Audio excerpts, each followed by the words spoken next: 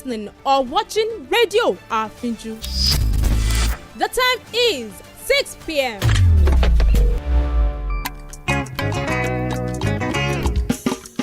Ẹ bá mi pè é o. Àfíjù. Kí lorúkọ rẹ̀? Àfíjù. Rédíò. Àfíjù. Gbogbo èèyàn ló ń gbọ́ Àfíjù. Gbogbo èèyàn ló ń gbọ́ Àfíjù. Lórí WhatsApp. Àfíjù. Instagram. Àfíjù. Facebook. Àfíjù. Lórí X. Àfíjù. Lórí YouTube. Àfíjù. Lórí TikTok. Àfíjù. Kí lorúkọ rẹ̀? Àfíjù. Ẹ bá mi pè é o. Àfíjù. Rédíò. Àfíjù. Gbogbo èèyàn ló ń gbọ́ Àfíjù. Gbogbo èèyàn ló ń gbọ́ Àfíjù. Gbogbo èèyàn ló ń gbọ́ Àfíjù. Gbogbo èèyàn ló ń gbọ́ Àfíjù. Rédíò Àfíjù. Rédíò Àfíjù. Rédíò Àfíjù. This is the world news on Radio Afinju.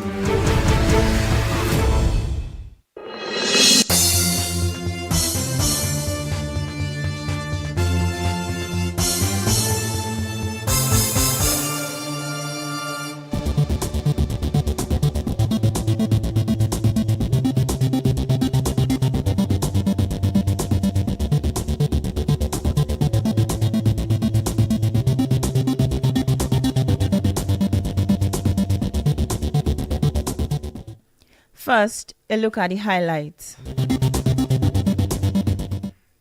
Tinubu forwards 1.48 trillion naira 2025 river budget to Senate for approval. Kenya says Tanzanian authorities have released activists. Carney says Canada in talks to join Trump's Golden Dome defense system. Good evening and welcome to the World News on Radio Afinju. My name is Tolulope Awoyale. The news in detail.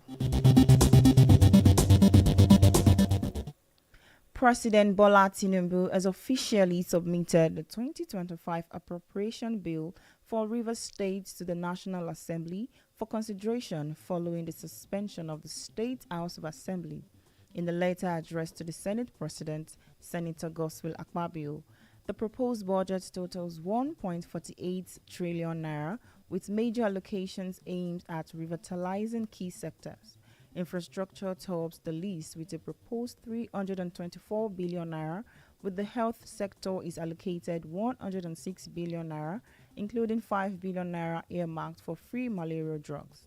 The education sector is set to receive 75.6 billion naira, while 31.4 billion naira is proposed for agricultural development. The budget, according to the proposal, focuses on strategic investment in infrastructure, healthcare, education, and agriculture, with the aim of generating approximately 6,000 new jobs. In a formal communication to the National Assembly, President Tinubu is asking the Senate for an expeditious consideration. The Senate has referred the bill to its ad hoc committee on emergency rule with instructions to review the proposal and report back to the chamber as soon as possible.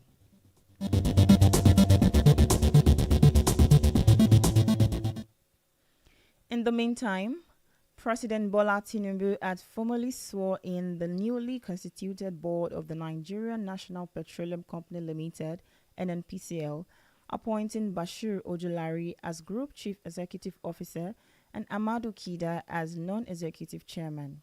The swearing-in ceremony held in his office at the State House in Abuja shortly after the President proceeded to the All Progressives Congress APC National Summit at the Banquet Hall.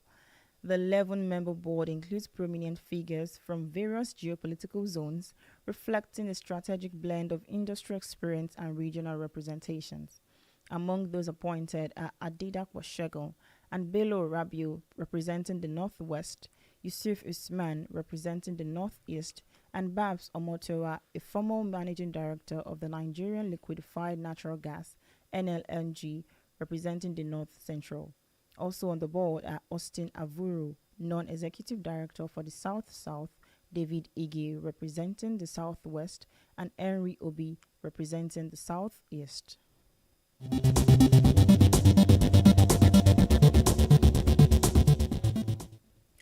The Dangote Petroleum Refinery has announced a fresh reduction in the pump price of premium motor spirits petrol across the country, with new rates now ranging from 875 naira to 905 naira per litre, depending on location. The new price regime, which marks a 15 naira reduction per litre across all regions and partner retail outlets, was posted on the official social media handle of Dangote Refinery. In the earlier pricing templates, Lagos residents paid 890 naira per litre, while prices rose to 920 in the northeast and south-south regions. With the new adjustment, Lagos residents will now pay 875 naira, while those in the northeast and south-south would pay 905 per litre. A breakdown of the revised prices show Lagos 875 naira, southwest 885 naira, northeast 905 naira, northwest and central 895 naira, and south-south and southeast 905 naira.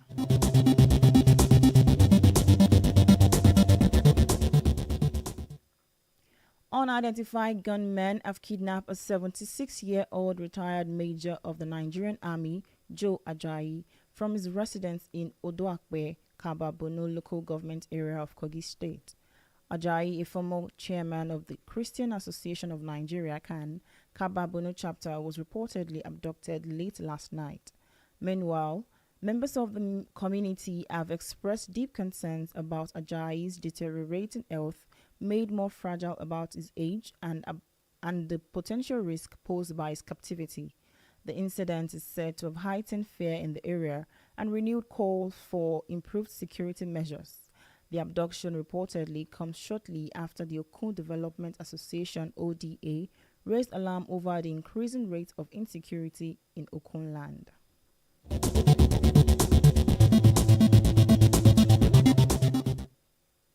Away from Nigeria, Tanzania has released a Kenya activist Boniface Wangi, who had been arrested after he tried to attend a hearing in the treason case against a detained opposition leader in Dar es Salaam.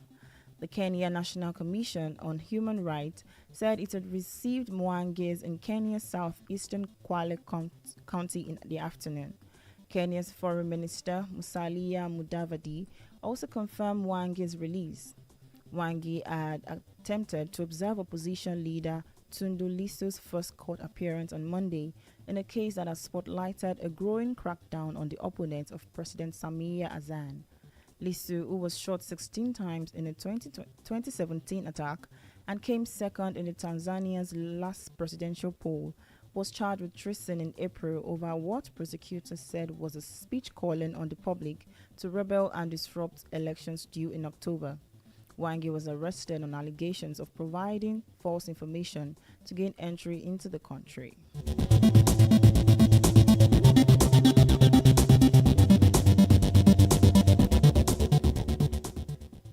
In Asia, at least 2 people have died and 19 others remain missing after a torrential rain triggered landslide in China's southwestern Guizhou province, with military deployed to assist in rescue efforts.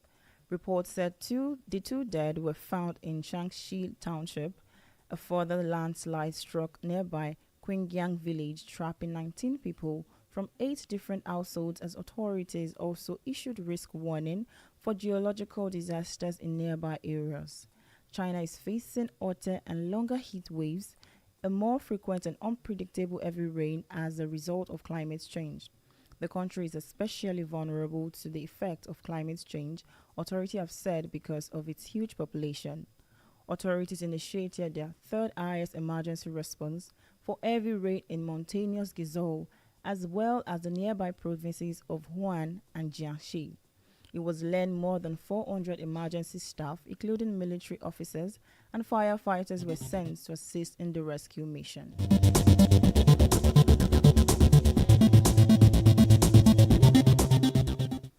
French President Emmanuel Macron will travel to Southeast Asia to pit France and Europe as reliable partners with no string attached as the United States and China use more aggressive ways to gain influence in the region.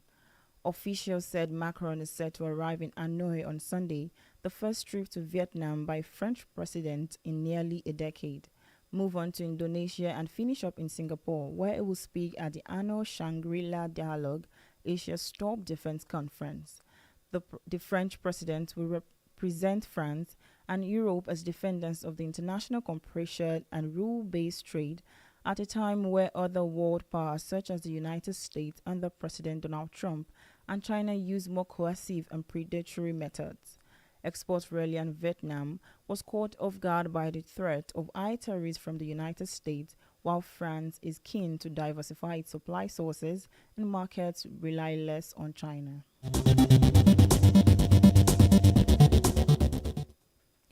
In Europe, Britain can conclude on a deal with Mauritius on the future of Chagos Island after a judge at London's High Court overturned an 11th-hour injunction which had blocked the arrangement being signed earlier. Sources said lawyers representing a British national born in the Chagos Islands were granted an interim injunction in the early hours of the morning, postponing the formal signing of a treaty which aims to secure the future of the strategically important United States-United Kingdom Diego Garcia Air Base. But Judge Martin Chamberlain lifted the injunction following a hearing later on clearing the way for Britain to sign the multi-billion-dollar deal to cede sovereignty of the Chagos Island to Mauritius. The deal, the details of which were first announced in October, would allow Britain to regain control of the strategically important base on Diego Garcia, the largest island of the archipelago in Indian Ocean, under a 99-year lease. Following the court's decision to overturn the injunction, the agreement is due to be signed off later.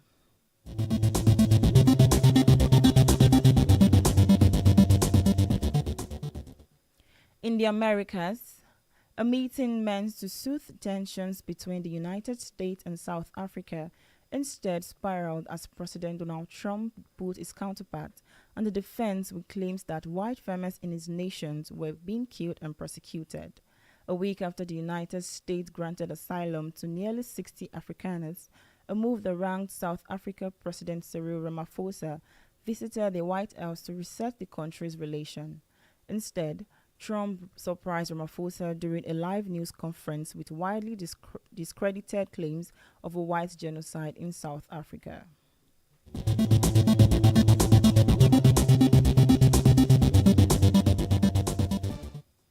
Canadian Prime Minister Mark Carney had said that high-level talks are taking place in the United States about joining its proposed Golden Dome missile defense system aimed at countering futuristic threats.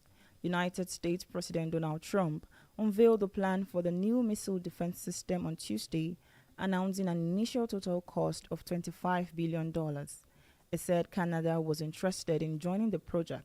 Canada's openness to joining the proposed Golden Dome system comes amid ongoing trade and security negotiations between the two countries, after Trump threatened steep tariff on Canada and said it would be better off as a U.S. state. This galvanized a wave of national patriotism in Canada that was credited with ushering an historic election win for Carney's Liberal government.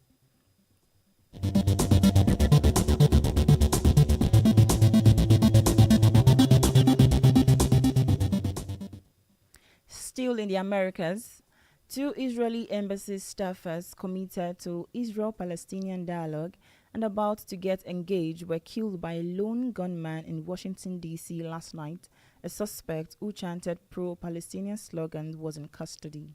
Officials said the two were shot and killed as they left an event at the Capital Jewish Museum about 1.3 miles away from the White House. Washington Metropolitan Police Chief Pamela Smith said a man shot a group of 4 people with handgun, hitting both victims.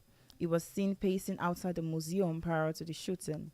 The Israeli Foreign Ministry said the victims, Yaron Linsky and Sarah Lynn Milgren, were locally employed staff and were trying to promote reconciliation between Israelis and the Palestinians. Smith said single suspect identified as a 30-year-old Elias Rodriguez from Chicago chanted Free Palestine, after being taken into custody by event security having entered the museum.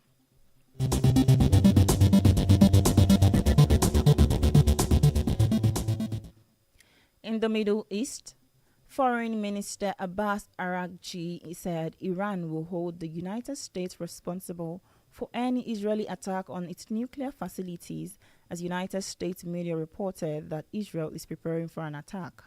The Israeli military said Israel allowed 108 trucks carrying flour, baby food, and medical equipment into the Gaza Strip, as United Nations officials reported that the distribution issues had meant that no aid had so far reached the people in need. Prime Minister Benjamin Netanyahu said Israel would be open to a temporary ceasefire to enable the return of hostages, but otherwise, he said it will press ahead with a military campaign and to gain total control of Gaza. After an 11-week blockade on supplies entering Gaza, the Israeli military said a total of 98 aid trucks entered on Monday and Tuesday. But even those minimal supplies have not made it into Gaza's soup kitchens, bakeries, markets, and hospitals. The blockade had left Gazans in an increasingly desperate struggle for survival, despite growing international and domestic pressure on Israel's government, which one opposition figure said risked turning the country into a pariah state.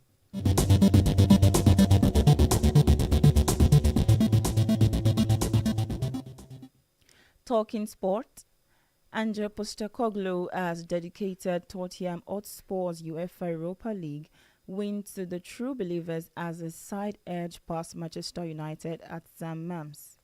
Brennan Johnson's scrappy finish just before the halftime was whistled summed up the game, a fractious affair between two sides that have endured their fair share of domestic struggles over the course of the season. Come the final whistle at the Basque Country, Spurs were able to bring an end to their lengthy wait for European silverware dating back to 1984, and Postecoglou admitted that it is hard to put words into emotions. Meanwhile, the Manchester United are poised to retain Ruben Amorim as head coach with full support of the club's hierarchy despite recent setback. Unless an unforeseen development occurs, the plan is to continue with Amorim at the helm.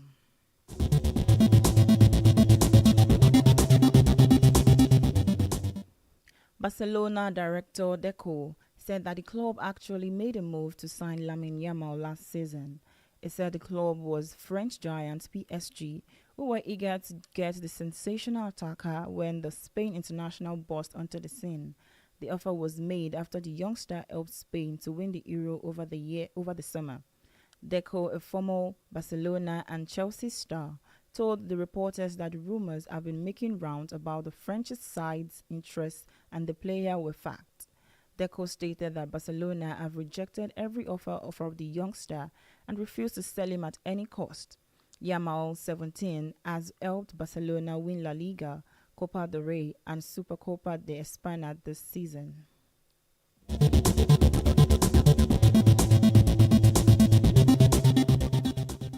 Before we go, here again are the highlights. President Bola Tinubu has officially submitted a 2025 appropriation bill for Rivers State to the National Assembly for consideration following the suspension of the state's House of Assembly.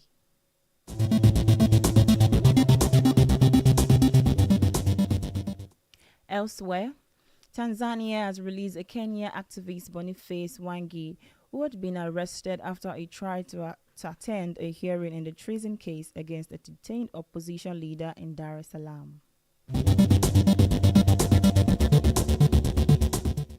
In the Americas, a meeting meant to soothe tensions between the United States and South Africa instead spiraled as President Donald Trump put his counterpart on the defense with claims that white farmers in his nation were being killed and persecuted.